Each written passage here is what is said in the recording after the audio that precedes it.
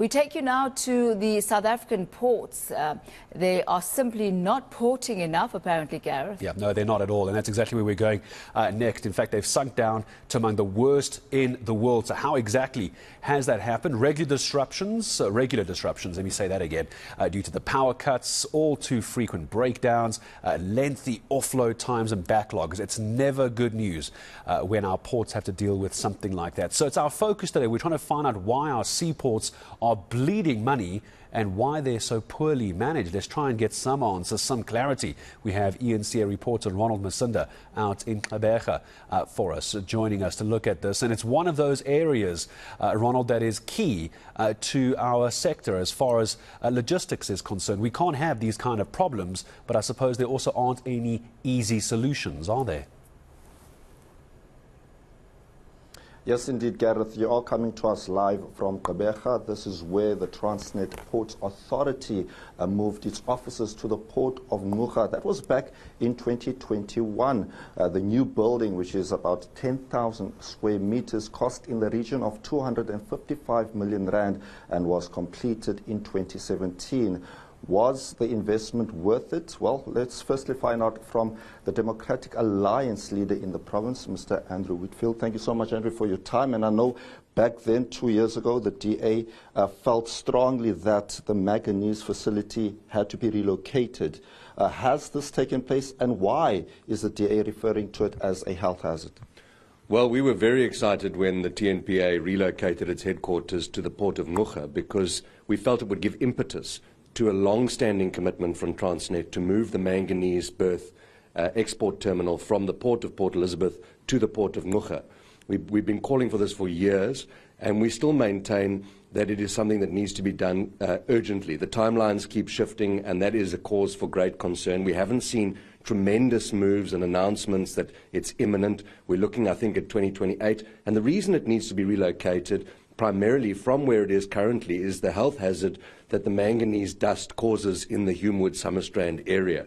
That has been well documented. There are often inefficiencies in the port that allow the dust to proliferate in the community, and we believe by relocating it to the port in a controlled environment and making sure that all the logistics around manganese are removed from places like Markman to the port of Gqeberha, we're going to create a much more efficient value chain, a safer environment, and protect our infrastructure in other business areas in the city.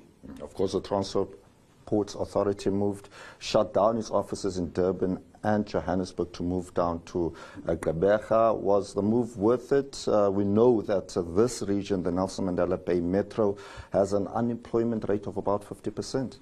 Well, it's getting closer to 50%. I think it's in the low to mid 40s. But the point is that there are far too many unemployed people in the Eastern Cape. The Eastern Cape, we maintain, is a province with vast potential to create jobs if we can get the economy growing. And that's where our ports are absolutely critical.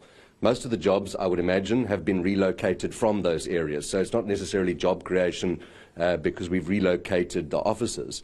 What we're hoping for is that it gives impetus to improved efficiencies within the port that makes our ports attractive for investment, that makes our ports attractive for containers to be delivered to make sure that we can grow our economy, and that is how we need to create jobs. We have to make sure that our logistics environment from port to rail to road to market are as efficient as possible. At the moment, they're simply not. We rank in the bottom 50 of the global port rankings for the port of Port Elizabeth and the port of Gqeberha, which is just not acceptable. It begs the question then, should privatization become a priority?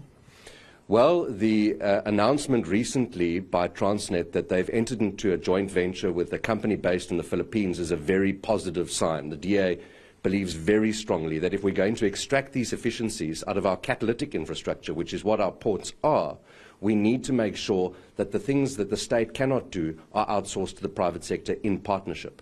And I think it's important to underscore that you can't attract private investment into the ports unless the private sector has a stake. And so the Port of Durban, there's certainly some very good moves in that direction, and we hope that that has a knock-on effect to other ports where we need to really drill down into efficiencies that are going to create more jobs ultimately and to help grow the economy. I believe that in the port of Gqeberha, similar noises have been made because at the end of the day, it's business that relies on ports. Business and government need to work together in order to make sure that we get the best out of our ports. Andrew, before we wrap up, just a couple of questions, just to change the subject a bit. I know that the Democratic Alliance will also be holding its own press conference today. What can we expect? Well, at our press conference today, we're going to be calling on the Premier, Oscar Mabuyane, to convene a provincial commission of inquiry into what we believe to be state capture in Nelson Mandela Bay. We've been in government on and off since 2016. We've seen the endemic corruption within the administration. We understand the political turmoil is incredibly frustrating for residents. But what we haven't been able to do is to really expose and properly prosecute the endemic corruption which we believe is coordinated by powerful syndicates in the city. And we need to have a commission of inquiry in order to expose and prosecute it once and for all. As long as corruption exists to the extent that it does within Nelson Mandela Bay, the political environment is not going to be stabilized. Political interests outside of council are directly destabilizing what is happening in the city. And we need to cut the head of the snake off, which is the corruption that is facilitated by these competing syndicates and officials within the municipality. How do you then respond to the views that the DA has done very little in poor communities? Because that's a popular view here.